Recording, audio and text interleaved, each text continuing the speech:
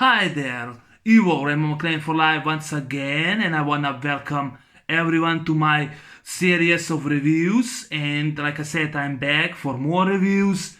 And today I'm going to discuss it's one of my favorite horror films of all time, and that's of course Friday the 13th Part 2, 1981, which was released on May 1st, and it's actually now 42 years since this movie was released, and I love this movie to death. And yeah, I have both on double feature, Blu-ray double feature, both of them, and I'm gonna discuss this film. And yes, I love this movie to death. This is actually one of my favorite Friday the 13th films, one of my favorite horror films of all time. um I actually love this movie more than this one. This one I like parts of it, but that's it. Love this movie to death. I think that part two, I think that sequels proves that are better than the original. I think this is better to me than the original. That's just me. My opinion, part two is actually one of my favorite films of all time.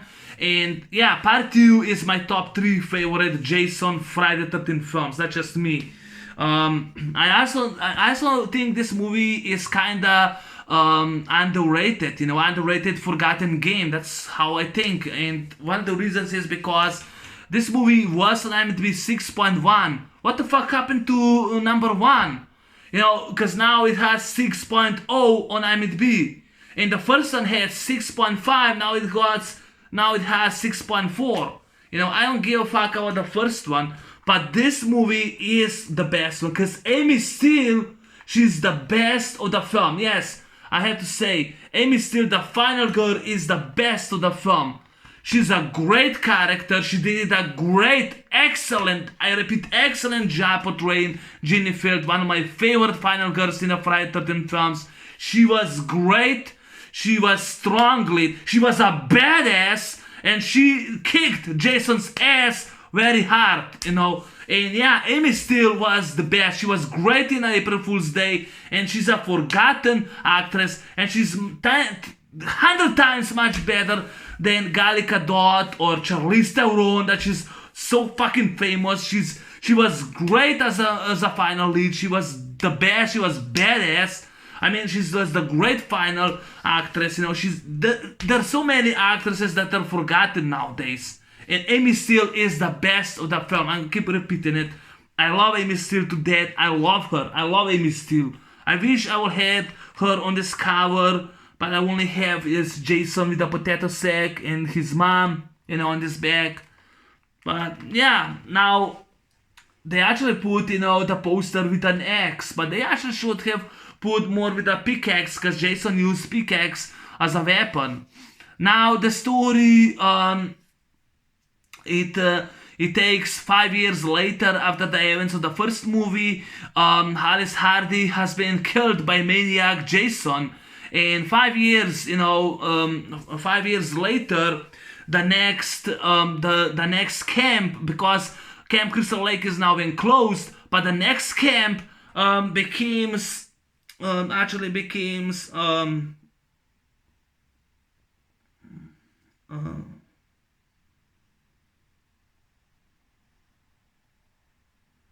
the next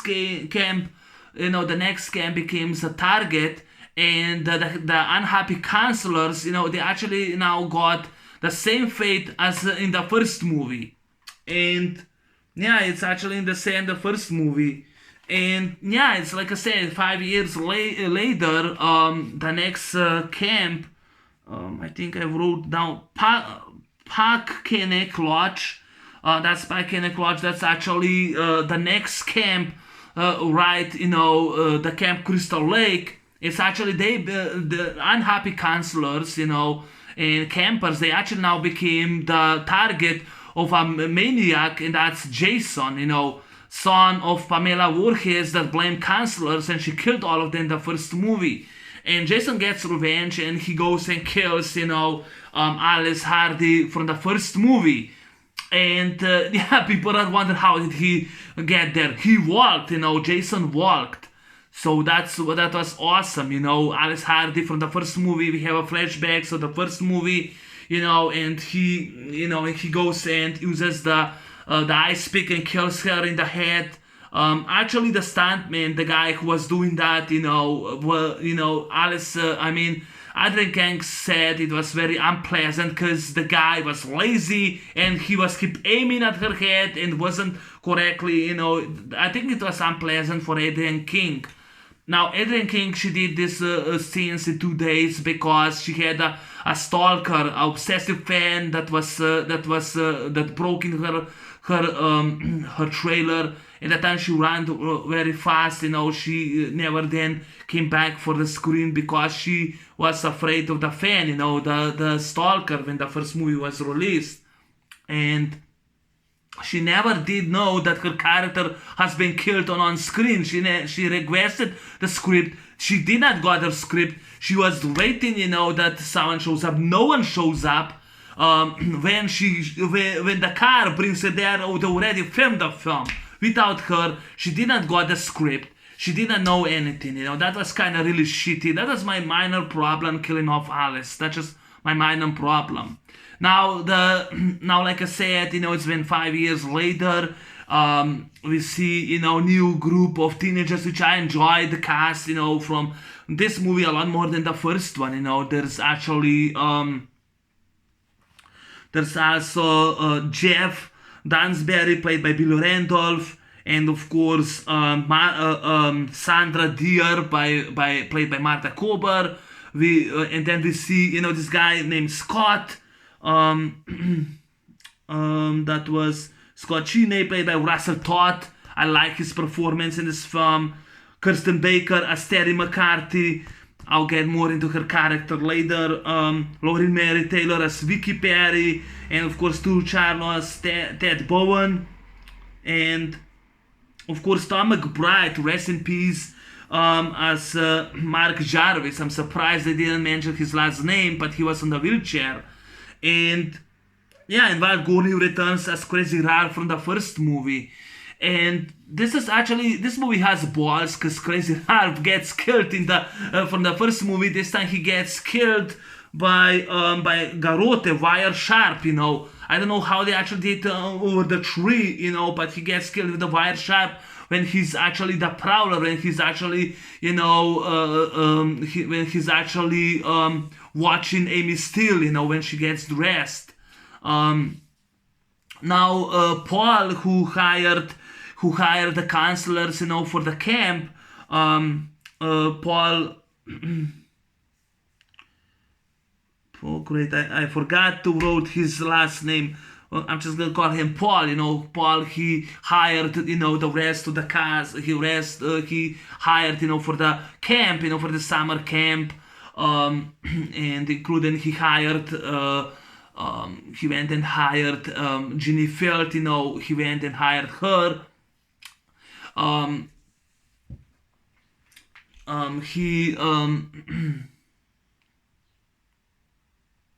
think it was Paul Holt. I'm not sure, but correct me if I'm wrong. But he hired, he went and he hired the counselors. And like I said, he goes and he warns everyone about Jason, that going to the Camp Crystal Lake, or more Camp Blood, is forbidden and no one is allowed to go there. And that's what Jeff and Sandra are doing it, and just love the scene and how they actually filmed in Kent, Connecticut, because the first one was filmed in New Jersey. This was filmed in Connecticut, Kent, Connecticut, around the lake. I always enjoy and admire the view, how director Steve Miner, yes, because this one was directed, this movie, by Steve Miner, and it was written by Ron Kurtz, because the first one was written by Victor Miller. This was written by Ron Kurtz. Yeah, this was actually written by Ron Kurtz, who wrote the screenplay. And this was actually a rated R film. I'll get more into it. So Jeff and Sandra, they wandering in the Camp Blood. They don't showed up in the camp because they found dismembered, this decapitated dog. That was actually Terry's dog, Muffin. I'm surprised I think it was a fake dog, but they found the dog, great effect by Carl Fullerton. And that time, police officer, Deputy Winslow, goes and finds them, and he's angry on he's angry on Paul, and he says, no one is allowed there. And next time I'm gonna arrest someone, who's going with me if I found anyone. And I just love, I love his lines so much that I actually wrote down. I have to find those because I did notebooks. And I just love, when Paul, he says Jeff and Sandra, we're gonna discuss later at dinner. And I just love when David Winslow says, you're not even going to reprimand them? No punishment? What kind of place is this? I just love that, You're not even going to reprimand them? No punishment? What kind of place is this? And I love, when Ginny looks like, I love when the camera shows Ginny behind it, and of course Jeff said, not Jeff, Paul says, Ginny, no second desserts for Jeff and Sandra. I just love that, they great. There's then you have a scene in the woods. They great shot in the scenes, in the woods when Ginny was grabbing, chainsaw, and she went and she was like cutting a lodge, from the tree. I just love that. There's also a scene when Deputy Winslow sees someone run in the woods. He goes to this lodge in the woods. I just love how great shot of the woods. I love woods. I love forests and woods, and that was so beautiful shot. Great shot, man. Great shot, Steve Miner. And yeah, he goes in the lodge, and he sees a horror in it, and he gets a sledgehammer in the head, in the forehead, right in the back of his head. He had a sledgehammer, great effect, and he gets killed. And so that time, they go. So now, the rest of the Kansas, they go to the town. Paul, Gene, and Ted, they go to the town. The Wonders, Sandra and Jeff are punished. They have to stay back in the cabin. In the lodge, in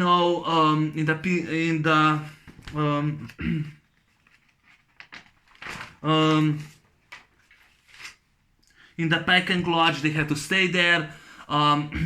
Scott and Terry says, I'm gonna stay right here because of my dog. Scott, he's in love with Terry, which I love that scene. She goes, Terry goes swimming. She's naked, nude. She has great boobs, great tits, sexy tits. Oh, my heart still serves me. Great tits. She has a great sexy tits. She's so beautiful,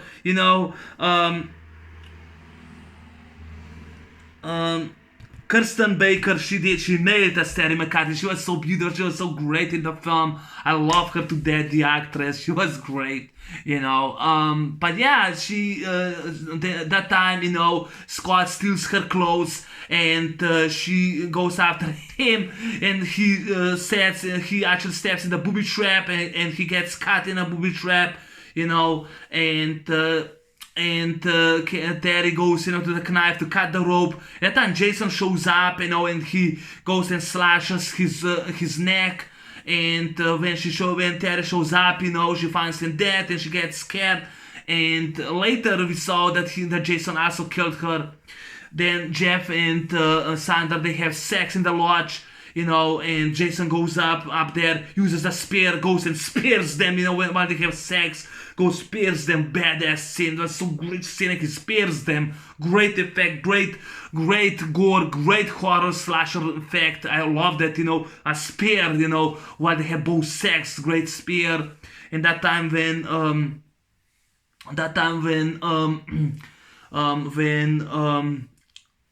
I forgot that guy's name, who passed away. Mark, he's on the wheelchair. He gets machete in the head, and the wheelchair goes down, runs down the stairs. Great practical effect. I just love that. So Vicky, she goes upstairs, and she finds blood in the behind. She finds Jeff, around some.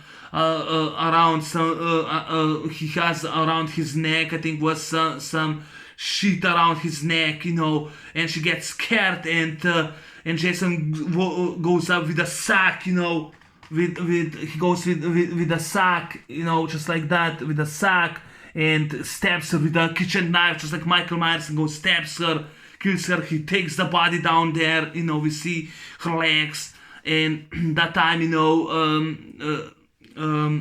I forgot that guy. Ted stays back in the town.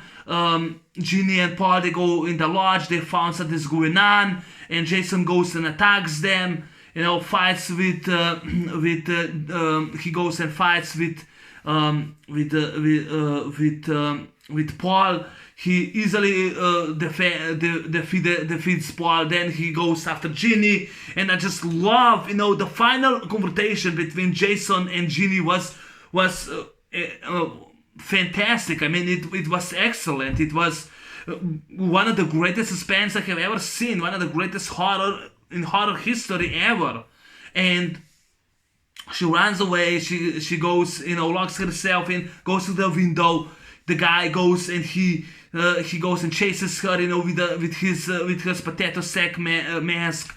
And she tries to escape with the car. He uses that pitchfork, destroys the roof. She goes and kicks him with a leg from the car. She runs away. He goes after her. She's like in this bush, goes and kicks in the balls. I love that scene when Jason falls down. She's hiding in this lodge, and she actually peed herself. Great urine, and Jason sees with one eye. He just love that he makes sure that he goes out. She tries to. She goes out under the bed. He sees her, tries to stab her with a pitchfork, but the chair breaks down. He falls down. She goes and hits him with the chair. She uses a chainsaw. I think she uses a chainsaw. I just love that scene when Jason gets scared of the chainsaw, and then she punches him with the chair. She runs away. He goes after her. And I love when she goes to the lodge, and she sees Deputy Winslow and Terry, and there's the scene with his mom, there's a scene with his mom and all the candles and his head. She uses, she puts the sweater of Pamela Voorhees, and she pretends that she has a machete behind it, and she keeps saying she uses psychology on him, because she was a child psychologist. She was a student child psychologist. She's a psychologist. She uses the psychology, in which she convinces Jason that she is his mother, and he gives, he's actually standing with a pickaxe, and she goes, and that time, she uses the machete, and Jason, he sees that it's not her mom, and he uses the metok, the pickaxe, and she hits, he blocks Ginny's machete, which is awesome. He blocks Ginny's machete, and then he goes and hits her right in the leg. I love that scene. And that time Paul shows up, goes and wrestles Jason, and then when Jason tries to stab Paul with a pickaxe, Ginny grabs the machete, goes and hits him right here in the fucking shoulder, and that will be for real. The guy will be dead. She goes and hits him with the machete right here. Great effect by Carl Fullerton, and he falls down. And now Paul and Ginny, they go back to the lodge, and that time we see Muffin, shows up, and I don't know how it was the second Muffin, but shows up. At that time, unless Jason attacks Ginny and grabs her from behind, and that time, next day, the ambulance, paramedics shows up. They put Ginny in the ambulance, and that's it. That's not explained anymore, and the movie then ends. Now, it was directed by Steve Miner. This was directed by Steve Miner, written by Ron Kurtz. Steve Miner did great direction, great shot of the film, or in the open scene when we have the Chevrolet, the car, for Jeff and Ted and Sandra driving. Great behind scenes. It was not filmed in New Jersey, in Connecticut. This was actually this movie cost more than the first one. The first one was around $500,000. This one movie cost $1 million $1,250,000. $1,250,000 cost the budget for this movie. Made less money than the first one. It actually got $21 million. Because the first one, it was such a low budget, but it earned more money, $39 million. I think that deserves it. This movie deserves more. Now Amy Steele, she's actually my second favorite, final girl in the whole franchise. Number one is Tina right there, Lara Lincoln for this movie. But yeah, Amy Steele was 21 at the time, she was in April Fool's Day. She was great in both the films. She's so forgotten. She did a great job. She was a badass. She was a great character. She was strong lead. I could buy her a lot more than Alice Hardy, Adrienne King. And yeah, she wasn't ridiculous at all. She was great. She was great. I love Ginny Filch. She's one of my favorite final films. That's one of the reasons this is actually my top 3 favorite Friday the 13th films. I'm not gonna change it. Perhaps this will be my 3rd favorite, but yeah, it's top 3. Always was, because I love this movie so much, just like the first one I love, Yes, it's one of my favorite horror films of all time. While I watched ranking films, there was this girl, Carly. She actually said that this is actually her favorite Friday the 13th. That is her favorite movie of all time. I agree. It's a great film. Great horror slasher suspense. I have no problems with this film at all. Now the character, John Furious Paul Holt did a great job. Stu Chalmers' death was okay. He wasn't killed. Lucky him. I guess it wasn't. Friday 13 was an unlucky day for him. Lauren Mary Taylor's Vicky, she did a good job. At least much better than the other actress who played Marcy. That was Janine Taylor. I thought the actress Lauren Maury Taylor was better than Janine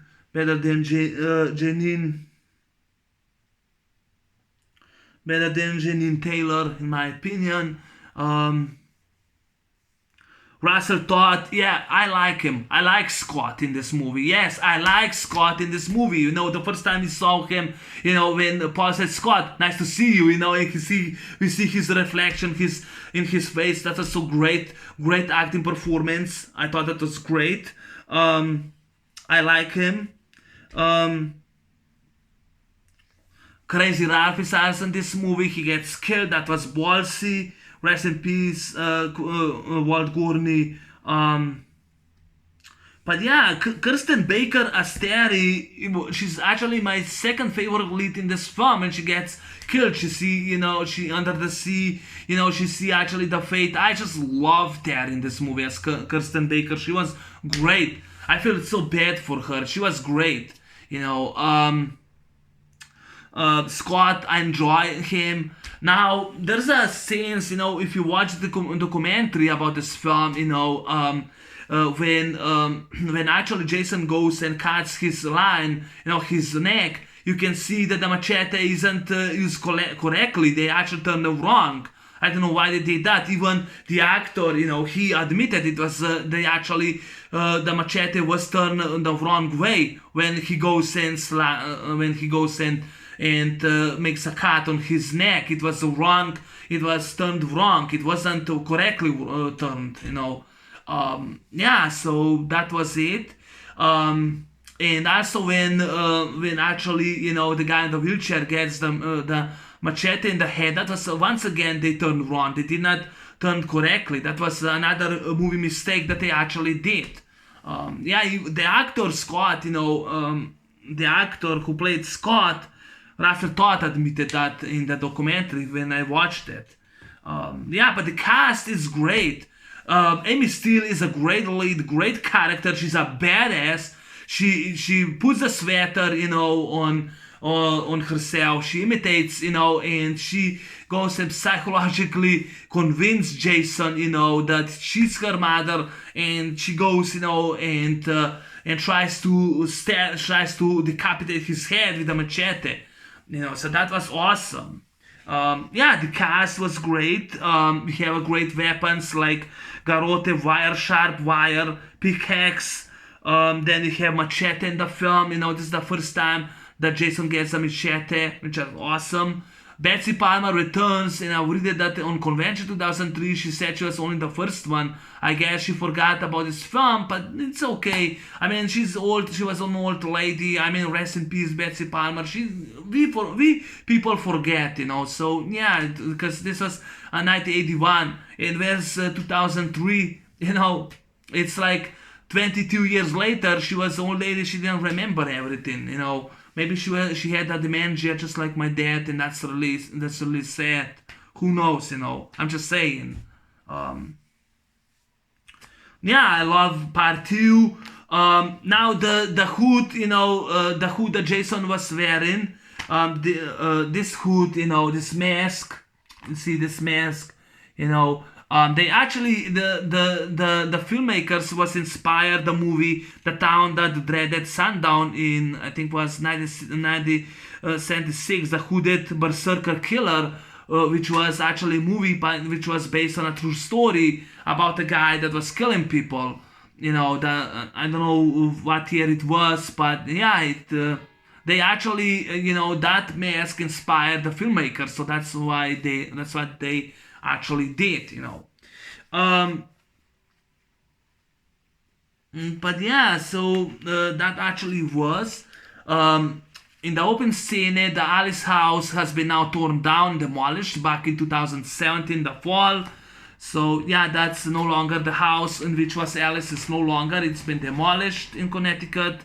That was demolished in 2017. So that's very sad. Filmography took from October 3rd to November 1980. And also Sean S. Cunningham, the director of the first movie, and Betsy Palmer complained, that Jason was alive for almost that time there, and they didn't like that idea and the concept of the film. They said he could, if that would be true, then they could avoid it. Then those cancers, the first movie could have avoided if he was alive all this time. They did not believe in the story. But yeah, it is what it is. No movie is perfect. Now they actually hired Tom Savini for this movie, but he declined. I don't know why. There's all kind of theories. I don't know why he declined, but yeah, he said nah, no. So they hired Stan Winston, but sadly Stan Winston, because of the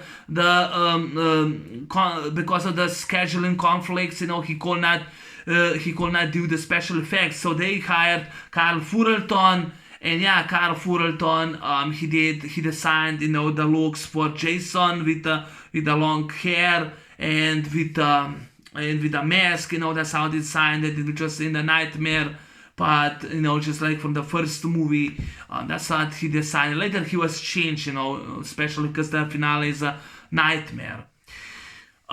Jason has been played by Steve Dashkowitz, or more called stuntman Steve Dash. Martin Gillette was actually cast as Jason because he's actually in the film. He was cast as Jason, but yeah, he actually was cast as Jason, but he was cast as Jason, but no, I forgot what was the reason. Martin Gillette, he actually went to his agent told him that Friday the 13th movie, is looking for someone for the character of Paul. So Martin Gillette tried to get the character of Paul, but he did not got the cast, as the character of Paul. So, but the Paramount Pictures, they like him, so they cast him as Jason because he went to the stuntman school. And they found out that he cannot know how to do his own stunts. I mean, how is that hard to do? He did not know how to do a stunt, how to do his own stunts. So they had to hire Steve Dashkowitz to do that. Walter Gillette had only one scene when he was actually with when he was unmasked Jason, And the window scene was really difficult for Amy Steele. They actually had to film three times, three outtakes, and her reflection on her face is new. And yeah, Amy Steele was very angry and upset with the director because he shouted he had to do they had to repeat the scene, and Amy Steele really hated that scene. It was actually rehearsed. And that her expression was new. She was frustrated and very upset and angry with the director for that scene. But yeah, I thought Predator Part 2 is a classic. I thought the sequel is a classic in the first one. I thought this movie is better than the first one. Yeah, so Amy Steele's final reaction is new on her face. That's awesome. So yeah, I like the window scene, but my favorite scene would be the climatic fight, between Jason and Ginny, when Ginny, uses her philosophy on him, convincing that she's her mother. She uses machete, and Jason uses the talk, the hand of the pickaxe, and he blocks her machete, and then he hits in the leg. That's my favorite scene. Or when Ginny grabs the machete, goes and so hits him right here in the shoulder, cuts the fucking shoulder down, and great expression, great reaction from Jason, from Steve Dash. Now, Steve Dash said that it was very difficult, shooting the film. He tripped a few times, because he only had one eye, he only had one eye, and they also put him some tape in it, and he sweat, his eye sweat. So the scenes, the scene when Ginny, she when Ginny uses the machete and she tries to hit Jason, and Jason uses the matok of the pickaxe to block her machete. Amy Steele hit Steve Dash, and she hit, that is the real machete. It wasn't fake. It wasn't the rubber machete. It was a real machete. She went and hits him in the finger. Steve Dash was rushed to emergency room. He got 13 stitches. So around his arm, he used a rubber so they couldn't see that he had stitched, that he got 13 stitches on his finger because she cut him for real. That was for real. One of the scenes when Jason was chasing Ginny, Steve Dash, because he couldn't see, he tripped and fell with that pickaxe, right to the pickaxe, and broke his ribs in it. He sweat. And I know that in one convention, that he went and he yelled on Vernon Gillette, he said, how dare you, I played Jason through the whole movie, not you only had one scene and you failed that, I don't know if that was true. I only heard in a review, but yeah, Steve Dash, he was very upset when he wasn't credited in the film, but he was credited on the end, but in the part 3, Steve Miner, he credited him, and he didn't credit Warden Gillette, but the reason was because Warden Gillette was cast, they did not know that through the entire movie Steve Dash is gonna play Jason, but yeah, Steve Dash did a great job as Jason. Sorry, Warden Gillette, he sucked. I agree with Steve Dash. Rest in peace, Steve Dash. He was great as Jason when he was a farmer with a potato sack in it, like I said, that movie inspired him to do that. I love the spear scenes, great effect. Love the spear scenes when Jeff and Sandra, they have sex. Martha Kober, she was underage and she was nude, she was sex nude. But when Paramount Picture found out her real age, they actually deleted that nude scene. Was cut for 46 seconds because the MPA, they actually, in order to avoiding the X rating, they had to cut at least 46 seconds, otherwise this movie will not show in any industries, in any video store, because it will be X rating. So they had to cut the movie because MPA got their fingers on the film. So in order to get the rating cut, they actually had to cut 46 seconds. I think there's still some death scenes on VHS tape. I don't know if they are actually on special features. I don't think they are deleted scenes. Packard Fullerton for the VHS tape has those cut scenes. I don't know if they're reviewed or if Friday Part 2 and anywhere is uncut. Would like to see those cut scenes. I don't know, maybe they are on YouTube and in a research yet. In the open scene when we see Jason's legs, I had an idea it was a woman, it was a girl that was walking. It was actually costume designer Ellen Luther. She actually was walking. So that wasn't a man's legs, they were actually a woman's legs, because they don't dress like us we do. So I speculated and I was right. It was actually a girl, not a guy.